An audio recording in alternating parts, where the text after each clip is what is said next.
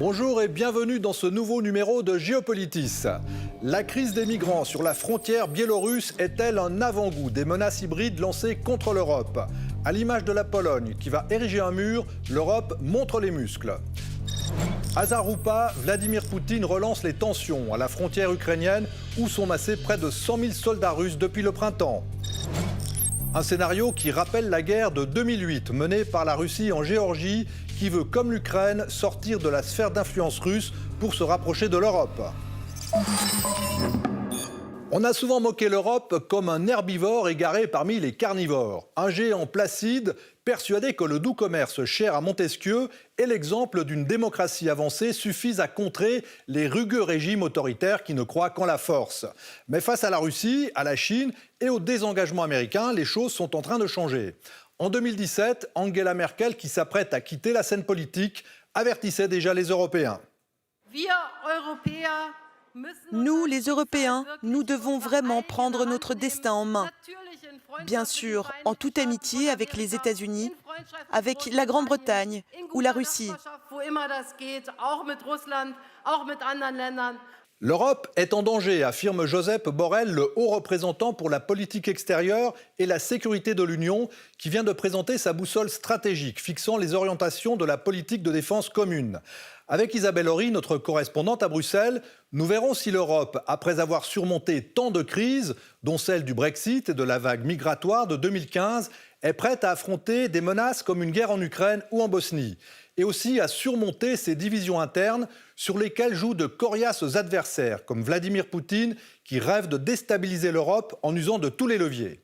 La crise entre la Biélorussie et la Pologne, avec ses quelques milliers de migrants instrumentalisés par le dictateur Loukachenko, qui n'a pas hésité à se livrer à un trafic d'êtres humains, a fait prendre conscience à l'Europe de sa vulnérabilité. Mélanie Ohaillon.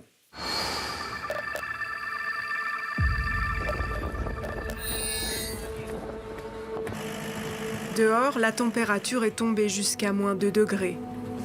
Ils sont des centaines à avoir été conduits fin novembre par les autorités biélorusses dans ce hangar, non loin de la frontière avec la Pologne. Ils sont kurdes, syriens ou afghans. Ils espéraient tous atteindre l'Europe. Durant des semaines, ils se sont massés dans des camps de fortune, essayant chaque jour de traverser la frontière polonaise.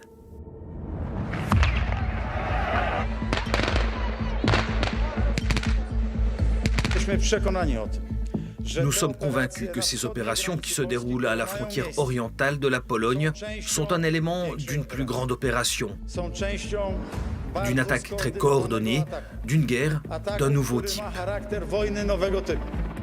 La Pologne accuse le président biélorusse Loukachenko d'avoir orchestré l'arrivée de ces milliers de migrants sur son sol en représailles des sanctions européennes. Elle est aussi convaincue que le président russe est à la manœuvre. Côté biélorusse, des avions ont bien été affrétés depuis la Syrie, le Liban ou l'Irak. Des visas facilités et des transports organisés jusqu'à la frontière. Mais le président Loukachenko continue de nier toute implication. Que nos forces de sécurité aient aidé des migrants à passer la frontière avec la Pologne, c'est tout à fait possible. Peut-être que quelqu'un les a aidés, je ne vais même pas me pencher là-dessus.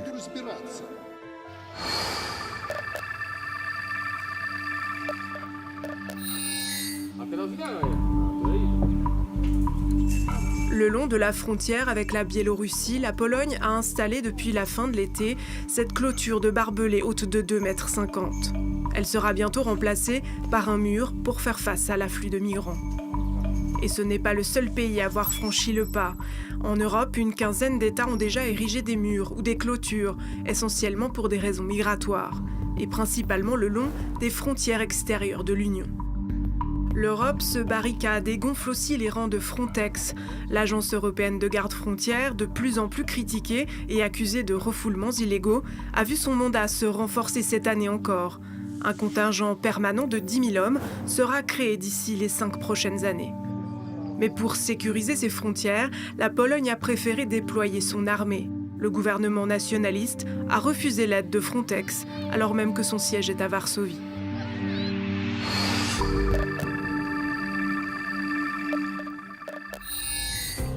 Ce bras de fer engagé entre la Biélorussie et la Pologne met toute l'Union européenne à l'épreuve, sa cohésion, sa force, sa détermination. Et c'est un moment charnière, les querelles internes entre Varsovie et Bruxelles sur la primauté du droit européen ne sont toujours pas réglées. Mais face à Minsk, l'Europe affiche un front commun et annonce de nouvelles sanctions. C'est une attaque contre nos frontières européennes communes. Nous ne permettrons pas au régime biélorusse de nous intimider et de saper nos valeurs et notre unité. Car le régime de Loukachenko a su appuyer là où ça fait mal à l'Europe, ses divisions et particulièrement ses désaccords profonds sur la question de l'accueil des migrants.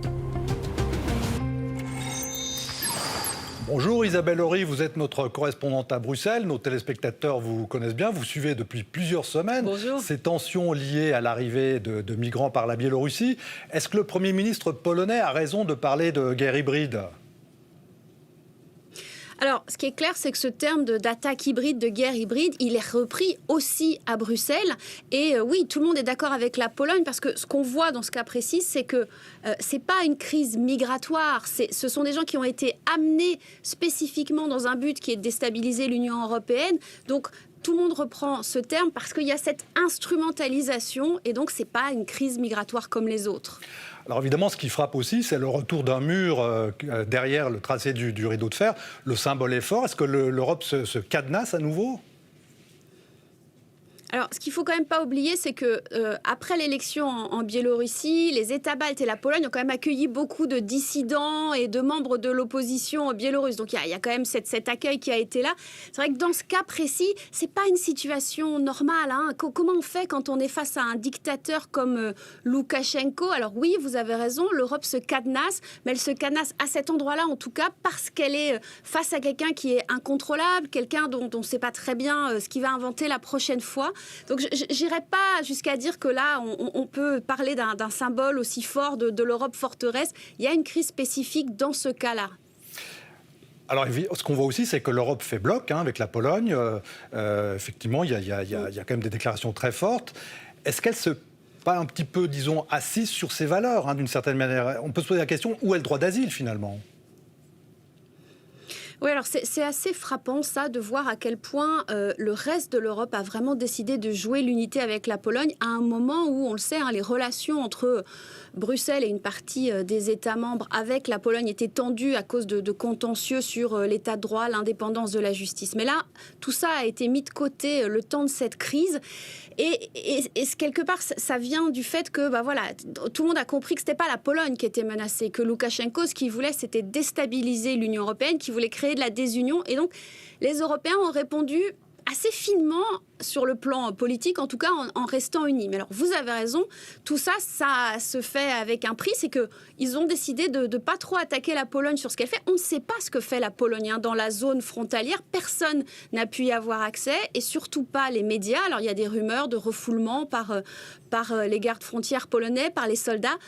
On n'a pas d'informations fiables là-dessus, et c'est vrai que il y a eu des mots pour dire laissez-nous l'accès, etc. Mais il ne s'est rien passé, et quelque part personne ne condamne ouvertement la Pologne. Vous parlez justement de refoulement, c'est quelque chose qui revient assez souvent. On parle de ces pushbacks dont seraient coupables en quelque sorte les gardes frontières de Frontex. C'est quelque chose qui inquiète un petit peu, disons, en Europe. C'est pas les gardes frontières de Frontex. Non, là c'est les Polonais. C'est pas les gardes frontières de Frontex dans ce précis, parce que là il y a pas, justement, c'est un des problèmes, c'est que les Polonais ne laissent pas l'accès aux gardes frontières de Frontex. C'est en ce moment un sujet assez brûlant en Europe, parce qu'il y a vraiment deux visions. Après tout, les gardes frontières, est-ce qu'ils doivent laisser rentrer tout le monde, ou est-ce qu'ils doivent justement bloquer la frontière parce que c'est un passage illégal ? Il y a vraiment deux visions. Vous parliez de Frontex. Frontex est obligé d'obéir aux États. Donc là, en l'occurrence, la Pologne n'a pas voulu que Frontex vienne dans la zone. Aussi parce que désormais, Frontex vient accompagné de moniteurs des droits fondamentaux, et que ces yeux-là, les Polonais n'avaient pas forcément envie de les avoir sur le terrain. Alors, ce qui est aussi assez frappant, c'est de voir à quel point Loukachenko et Poutine, bien sûr, ont une lecture très fine des enjeux électoraux en Europe. Évidemment, l'élection française au premier chef. Est-ce que ce n'est pas une certaine façon de donner un petit coup de pouce à leurs amis populistes, en France, Zemmour, Le Pen, par exemple ? Oui, alors... il y a deux manières de répondre à cette question. La première question, ce qui est assez intéressant, c'est que finalement des pays des partis comme le Rassemblement national, qui sont pro-russes en général, se retrouvent là un peu mal pris parce que l'adversaire dans ce cas-là, on sait que derrière Loukachenko, il y a l'ombre portée de Poutine. Donc quelque part, ils se sont retrouvés dans une situation compliquée.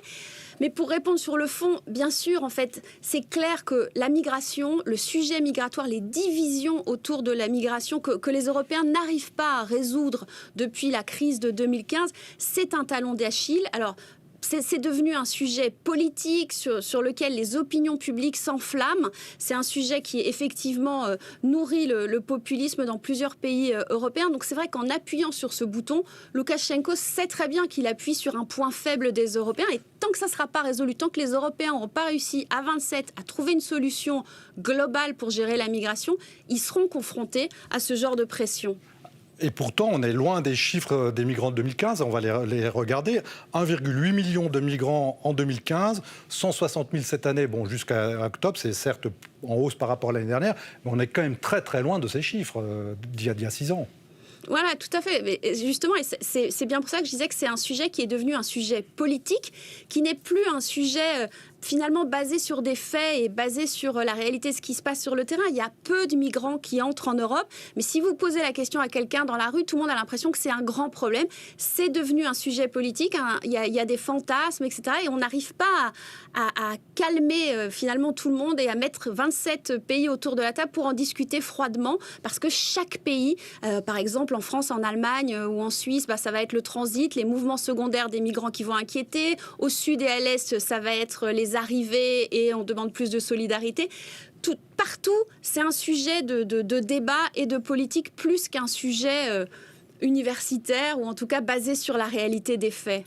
Alors évidemment, on suivra aussi ce qui se passe en Allemagne. Avec le nouveau contrat de coalition, on sait que les Allemands vont devoir faire rentrer des migrants. On parle maintenant de 400 000 migrants. Mais on va aussi parler d'autres menaces. Il y en a d'autres, on ne va pas toutes les évoquer. Et en particulier, ce qui se passe en Ukraine, aux frontières entre l'Ukraine et la Russie, où la Russie masse des troupes. On se retrouve juste après ça.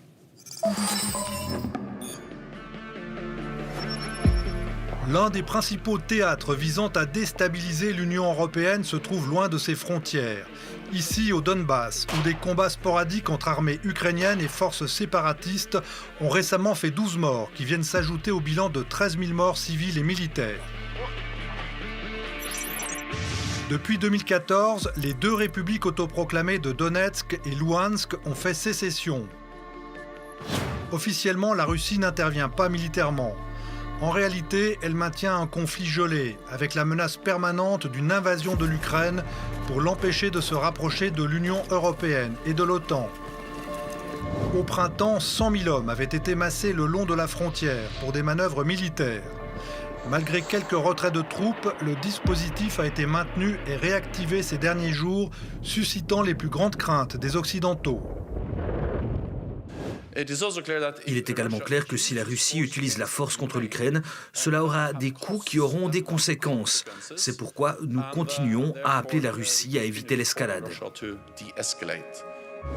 Démenti catégorique côté russe. Cette hystérie est artificiellement exacerbée. La Russie qui accuse l'Ukraine d'escalade après l'usage de drones Bayraktar achetés à la Turquie contre les forces séparatistes du Donbass. L'Europe doit donc apprendre le langage de la puissance. C'est l'injonction de son haut représentant Josep Borrell, pour qui elle est en danger. Il a présenté une boussole stratégique pour faire face aux diverses menaces. L'Union européenne doit pouvoir agir de façon robuste et plus rapide afin d'emporter la décision dans les crises. Un dispositif qui ne peut qu'être complémentaire aux forces de l'OTAN selon Borrell. Avec une récente décision concrète, la création d'un fonds européen de défense de 7,9 milliards d'euros. Un fonds qui doit notamment permettre d'améliorer l'interopérabilité des équipements militaires européens. En 2017, on dénommerait en effet 178 systèmes d'armement différents dans l'Union européenne contre 30 aux États-Unis, 17 modèles de chars contre 1 aux États-Unis, 29 modèles de destroyers contre 4 aux États-Unis et 20 modèles d'avions de combat contre 6.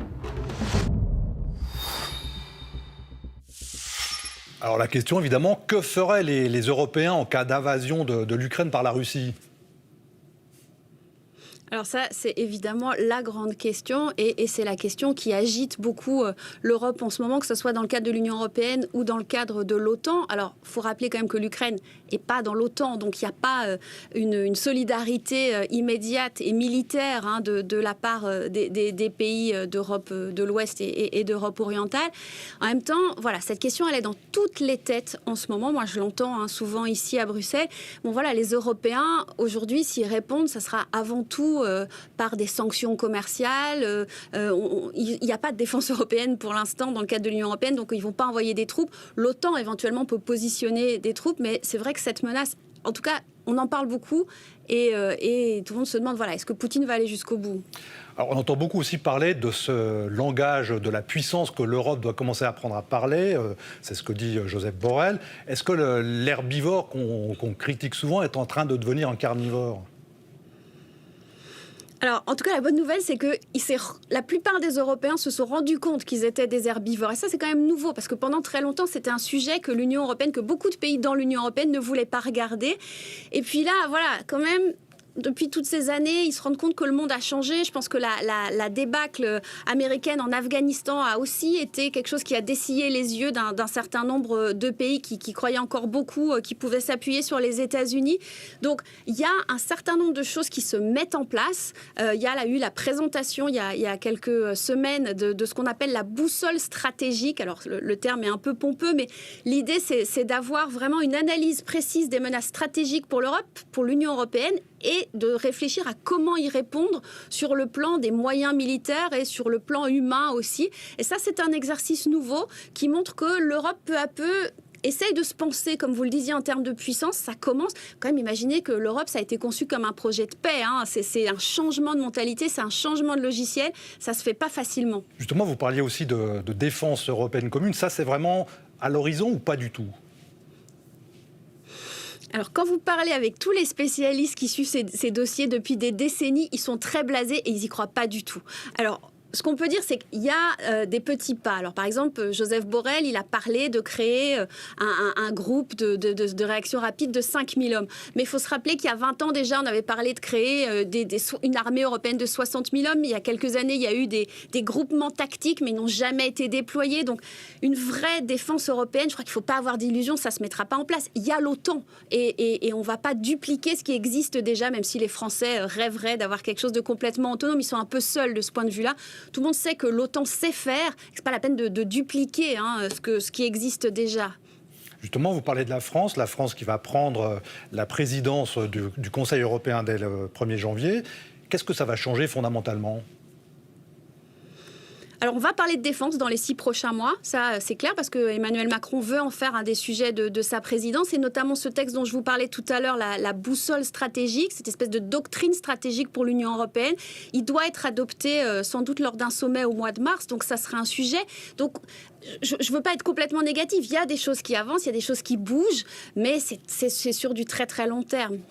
Justement, alors la France, voilà, avec Macron, qui sera aussi l'homme fort de l'Europe, après le départ d'Angela Merkel, accepter d'une certaine manière, faire une défense européenne, ça revient aussi à accepter de se mettre, disons, un petit peu à l'écart de sa propre souveraineté. Est-ce qu'on peut imaginer, par exemple, que la France cède son conseil, sa place au Conseil de sécurité des Nations Unies ? Alors ça, je pense qu'on ne le verra jamais de notre vivant. Je pense que ça n'arrivera pas. Les Français sont vent debout contre cette idée. Leur argument, c'est de dire que si c'est pas possible de confier un siège à l'Union européenne et ses 27 membres, vous voyez combien de temps ils mettent à se mettre d'accord sur le moindre sujet. Donc le jour où il y aura un président de l'Europe, peut-être que l'Europe pourra avoir une place au Conseil de sécurité, mais aujourd'hui, on n'en est pas là.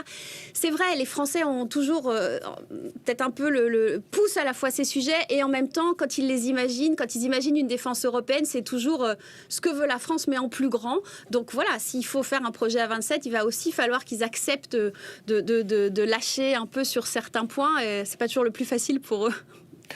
Eh bien, on se quittera sur ces mots. Merci Isabelle Horry. Évidemment, on continuera à suivre sur la RTS vos analyses sur les défis qui attendent l'Europe, qui, on le voit, effectivement, commencent peut-être à montrer les dents. Merci beaucoup. 26 ans après les accords de Dayton, la guerre menace de s'embraser à nouveau en Bosnie-Herzégovine. Le conflit le plus meurtrier en Europe depuis la fin de la Deuxième Guerre mondiale avait fait 130 000 morts. Des menaces liées aux velléités de sécession de l'entité serbe de Bosnie. Décryptage avec Juliette Galeazzi. Des coups de feu aux portes de Sarajevo. Ce n'est qu'un exercice organisé par la police des Serbes de Bosnie, mais il n'est pas passé inaperçu. La force de l'Union européenne de maintien de la paix est même venue surveiller les opérations, par crainte de débordement. Cela fait plusieurs mois que les tensions s'intensifient entre Serbes et Bosniaques, notamment autour du génocide de Srebrenica. De quoi inquiéter le haut représentant de la communauté internationale en Bosnie-Herzégovine, Christian Schmidt. Ce pays est confronté au plus grand risque existentiel après la guerre de 92-95 et à un véritable danger d'éclatement. En 1995, les accords de Dayton établissent deux régions autonomes de taille à peu près identique, la République serbe et la Fédération de Bosnie-Herzégovine, qui regroupe les Bosniaques musulmans et les Croates. Chacune est dotée de son propre parlement, d'un président et d'un gouvernement. Mais pour faire tenir le pays, des institutions communes ont été prévues. L'armée, la justice, l'administration fiscale et aussi un gouvernement central et une présidence collégiale à 3 membres, chacun issu d'une des communautés du pays. C'est ici, à Sarajevo, que siège le leader des Serbes de Bosnie, Milorad Dodik. Depuis l'été, il multiplie les appels au boycott et les menaces au nom de l'identité serbe. Nous voyons la Serbie comme un garant de la paix dans cette région. Nous sommes certainement engagés pour la paix, mais tout ce qui est fait à Sarajevo, tout ce qui est fait par des forces étrangères, a pour but de détruire l'identité des Serbes de Bosnie-Herzégovine et la République serbe. Les Serbes de Bosnie doivent avoir davantage d'autonomie. Et dans son entreprise, il peut compter sur des soutiens de poids avec la Serbie et son allié russe, toujours prêt à maintenir son influence dans la région. En face, l'Europe avance en ordre dispersé. D'un côté, la France, qui appelle à respecter les accords de Dayton. De l'autre, la Hongrie, dont le Premier ministre Viktor Orban a même rendu une visite de soutien à son ami Dodik. De quoi accentuer encore la crainte d'un nouveau conflit en Bosnie-Herzégovine, alors que la perspective d'une entrée dans l'Union européenne s'éloigne.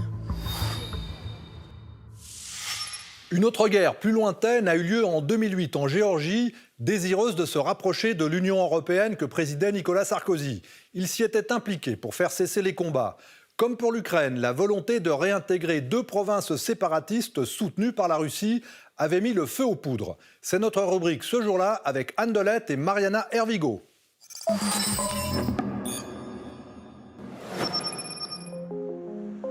Qu'en aurait pensé Staline ? Voici sa ville natale, Gori, prise sous le feu des forces de l'armée russe en cet été 2008. Staline, qui bien après la chute de l'Union soviétique, récolte les fruits de sa politique. Fidèle à la devise « diviser pour mieux régner », il accorda très tôt un statut de république autonome à l'Ossétie du Sud, au sein de la Géorgie, jouant les républiques les unes contre les autres. Depuis, aux yeux des Ossètes, l'oppression a un visage géorgien. Et il aura fallu cette offensive géorgienne contre l'Ossétie qui s'est déroulée dans la nuit du 7 août 2008 pour que les Russes volent au secours de leurs frères ossètes. L'armée russe est entrée dans la journée en territoire géorgien, en profondeur, bien au-delà des territoires disputés. Les États-Unis estiment que l'invasion d'une partie de la Géorgie pourrait avoir été préparée de longue date par la Russie. Les forces de Moscou occuperaient ce soir la ville de Senaki, près de l'Abkhazie, et la ville de Gori, proche de l'Ossétie du Sud, une province évacuée par les troupes géorgiennes. Symbole de la déroute de Tbilissi, cet épisode vécu par le président géorgien Saakashvili. Le chef d'État était ce matin dans la ville de Gori. Un survol russe a plongé son escorte dans la panique, forçant son évacuation dans la plus grande des confusions. Tant en Ossétie du Sud qu'en Géorgie, la guerre fait de gros dégâts. La population compte ses morts et ses blessés. Sur le front diplomatique, l'Europe se mobilise et prend l'initiative. Nicolas Sarkozy se rend à Moscou. Il rencontre le président russe. Ce que nous avons décidé avec le président Medvedev, dans un mois, le retrait complet des forces militaires russes du territoire géorgien. Or, Ossétie et Abkhazie. Puis le voilà, en tant que président du Conseil européen, venu discuter d'un plan de paix avec Mikhail Saakashvili. Le courant passe. Nous avons des chances parce que le poids de la France est beaucoup plus efficace que peut-être des petits pays. C'est au tour des États-Unis de reprendre le flambeau.